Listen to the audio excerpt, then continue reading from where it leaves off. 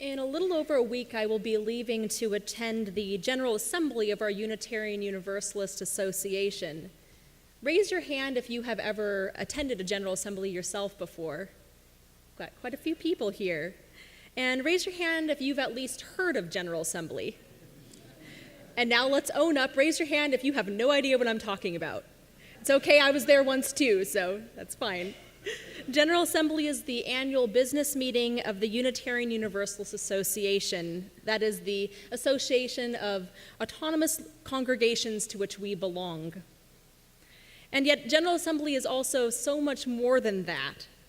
It's more than just a business meeting. It's an opportunity to worship and to witness for justice with thousands of other Unitarian Universalists from around the country. You can attend workshops on practically every topic under the sun, like Wednesday Wellsprings on steroids. And yes, General Assembly is also an opportunity for congregations to send delegates to vote on matters that are of importance to our faith. I wonder if any of this year's delegates are here with us today. If so, would you please raise your hands real quick? Any delegates? There's one. We got one. I attended my first General Assembly as a delegate in 2010, and I still remember the opening ceremony from that day, watching people march around the auditorium carrying their congregation's bright, beautiful banners, singing in unison with thousands of voices, and hearing Peter Mayer's song, Holy Now, for the very first time. Now, if you haven't heard the song before, or if you're eager to hear it again, you will get your chance in just a couple of weeks here in the Sunday service. And when you do, you will hear a line that's repeated over and over again. Everything is holy now. Everything is holy. Not just scriptures and sacraments, the parting of seas, and the conversion of water into wine. The miracle of existence in and of itself is holy. So are sunrises, bird songs, childlike wonder. Everything is holy. But is everything truly holy? After General Assembly, I quickly turned this question into a sort of spiritual practice.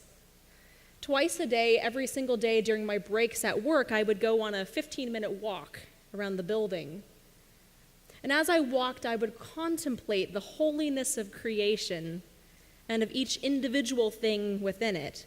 And I challenged myself to always think of new things that are holy, to never think of the same thing twice, and to give thanks to them as they came to my mind. And at first, this was pretty easy. Plenty of things came to mind, things like those mentioned in Peter Mayer's song.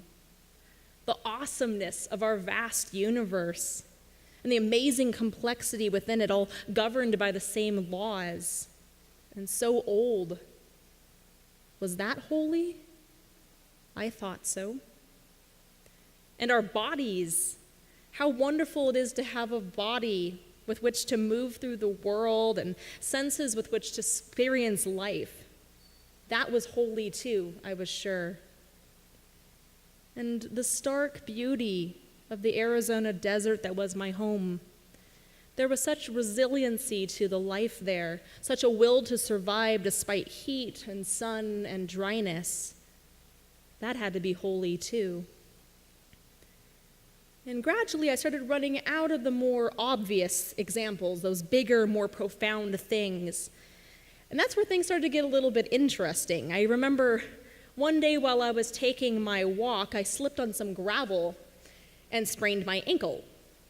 And I had already decided that rocks were holy, and because I'd been going through trying to come up with a longer and longer list, I'd also decided that boulders were holy, pebbles were holy, sand, which is like little rocks, that was holy too, all for good measure. And man, oh man though, what about that ugly gravel?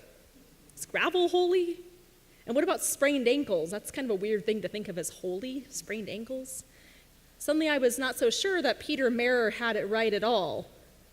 It's easy to see holiness in profound things like the universe and pleasant things like sunsets.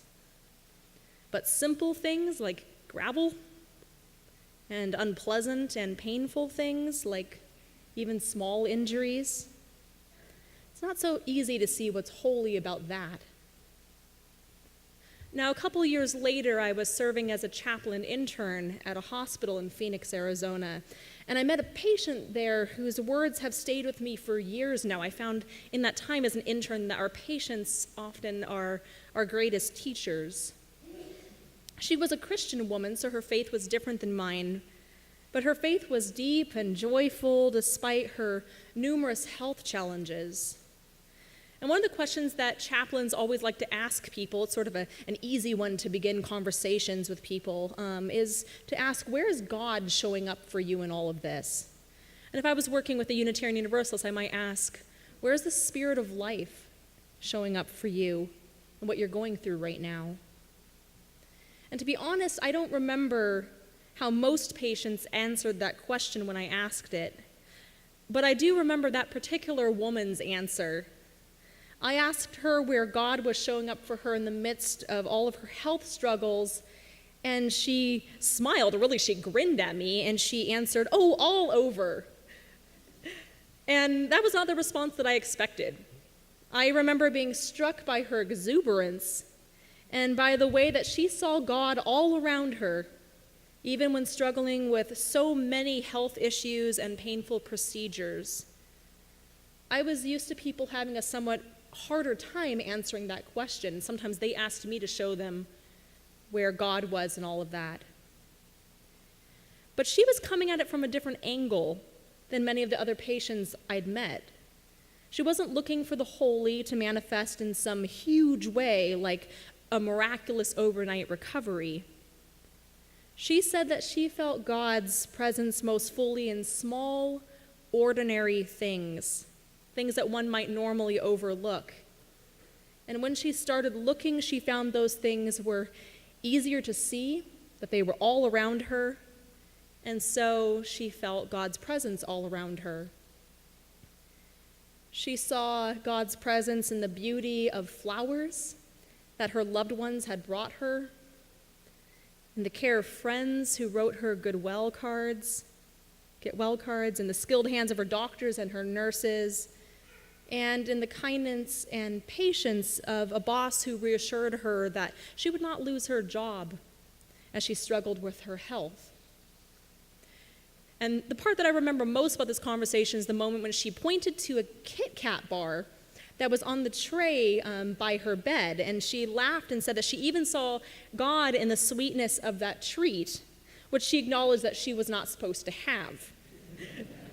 And in fact, even though she didn't say this, I wouldn't be surprised if the mischievous fun of enjoying that candy was part of how she felt God's presence in the midst of an otherwise boring and painful hospitalization. So maybe then it isn't so much that everything is holy, but that the holy shows up in everything, one way or another, if you know how to pay attention.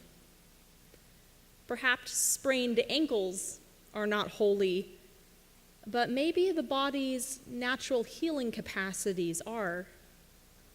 After all I had to do was give that bum ankle a little bit of rest and ice and wrap it up and prop it up on a pillow, and it took care of all the rest, all by itself in just a few days, through processes that I confess I don't completely understand.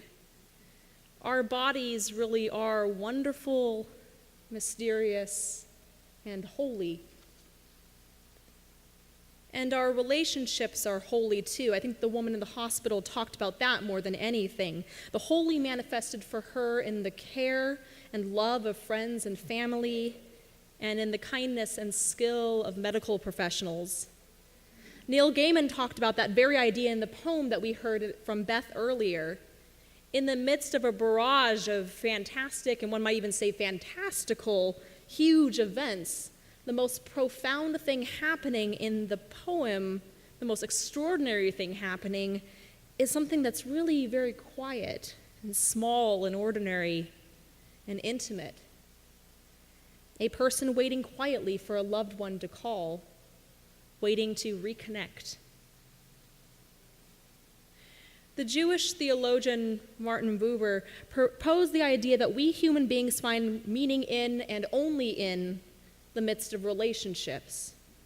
And that is through our relationships that we ultimately encounter the holy.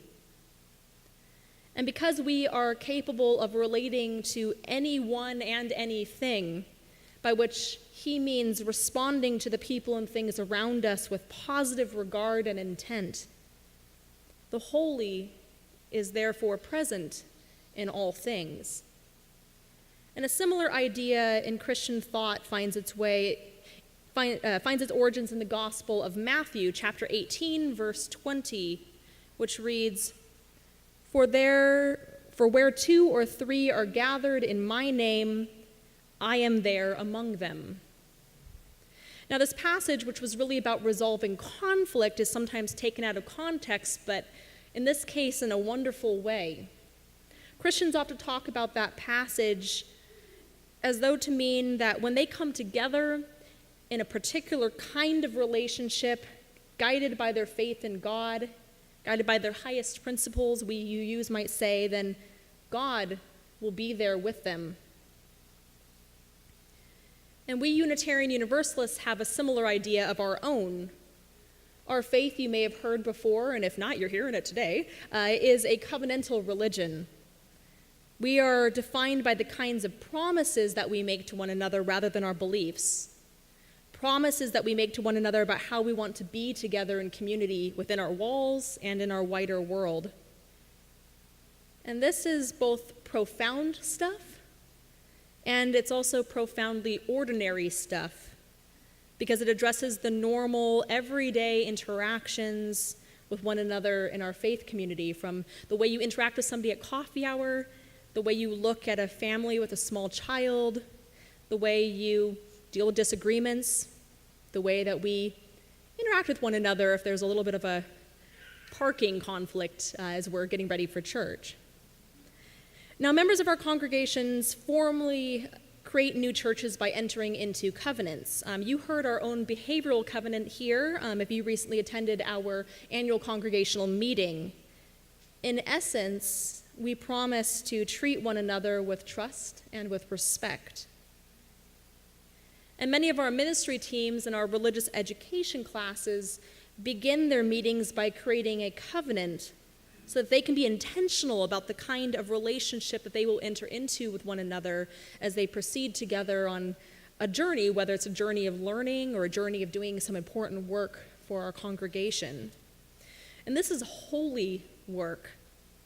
It's holy work because the holy shows up in our everyday, ordinary exchanges when we treat one another with kindness and respect in this congregation and outside our walls. The holy especially shows up when we treat those who are most vulnerable in our society the way all people deserve to be treated. The branch of theology known as liberation theology, which emerged among Latin American theologians in the 50s and 60s, holds that God cares for the well-being of all people, but prioritizes the well-being of the poor. In other words, the divine is a power that works in the world to liberate, that's where we get liberation theology, to liberate the vulnerable from suffering and from oppression. The idea is found in Christian scripture, such as in the Gospel of Matthew, when Jesus says, "Come, you who are blessed by my Father, inherit the kingdom prepared for you from the foundation of the world. For I was hungry and you gave me food. I was thirsty, and you gave me something to drink. I was a stranger, and you welcomed me. I was naked, and you gave me clothing. I was sick, and you took care of me. I was in prison, and you visited me." Then the righteous will answer him, "Lord, when was it that we saw you hungry and gave you food, or thirsty and gave you something to drink? And when was it that we saw you a stranger and welcomed you, or naked and gave you clothing? And when was it that you were sick or in prison and we visited you?" And the king will answer them, "Truly I tell you, Just as you did it to one of the least of these who are members of my family, you did it for me. Now, heaven knows that we do not always treat those among us who are vulnerable the way that we should. Too often we do not feed the hungry, welcome the stranger, or visit the imprisoned. In our society, if you were hungry, you might find yourself met with contempt. If you are an immigrant or a refugee, you may have been treated with fear and even anger. And if you have been imprisoned, you might have found yourself forgotten and abandoned while you were incarcerated.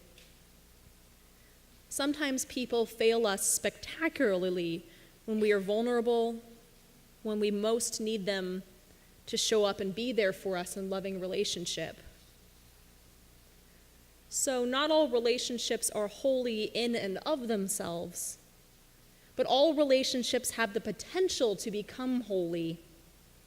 The holy dwells within relationships as a sort of divine potential to manifest life-giving power, to create goodness that wasn't there before, but that has the potential to come into being. That potential for life-giving power, for goodness, is everywhere.